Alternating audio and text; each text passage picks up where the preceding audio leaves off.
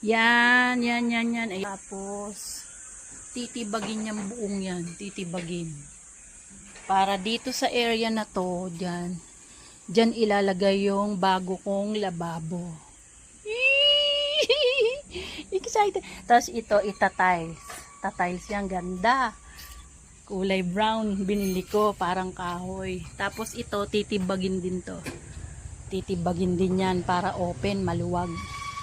Yan, magkakaroon ng bagong muka ang Anas Lutong Bahay. Yeah!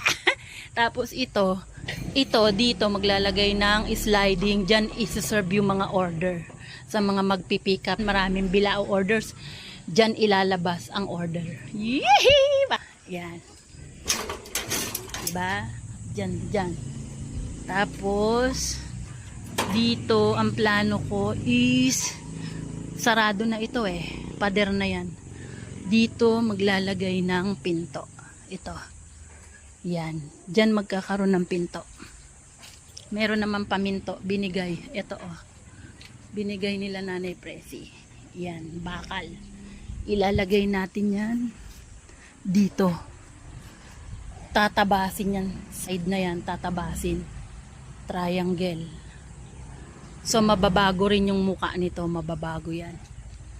Yan. Please help me, Lord, na matapos ito po, Panginoon.